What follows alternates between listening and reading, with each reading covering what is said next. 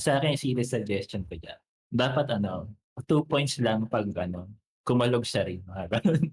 'Pag oo, Pag swish, oo, 'pag all net pag swi 'pag Oo, all 'pag net, all yun 3 points siya. 3 points I'm sure puwedeng lagyan ng sensor yung ring, 'di ba, made-detect yan, "Uy, 2 points lang 'to, tumama ng ring, eh." Pero 'pag swish talaga, yun, Oo, ano o kaya lang. ano, kapag sumablay na yung team niyo ng 3 beses sa 3, kailangan niyo na muna mag-field goal ng ano, ng 2 points okey, that's good to Okey, bago know. kayo yan, makapag-attempt ulit ng nice. panibagong 3.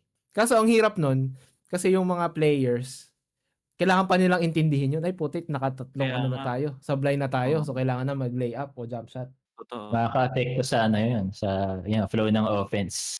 Pero, Mm. 'di ba, nililimit niya pa rin yung ano. May certain player lang sa team ang puwedeng tumira ng tres. Eh, di dun puro sa kanya lang ipapasa yung bola, ganun lang yun, eh. Totoo, totoo. May elected player. Gano'n, Kung ikaw nga yung oo. titira ng tres, Kumbaga okey sa lang. Golden State, si Steph lang ang pwede tumira ng 3, kayo lahat Oo, puro 2 points dapat. oo. Kung hindi, either idadagdag sa foul ng team niyo or ano, Wala kayong bawas sa timeout. timeout, penalty 'no, may penalty gano'n. Sa mga ano diyan, NBA organizations, we have this, quite a suggestion.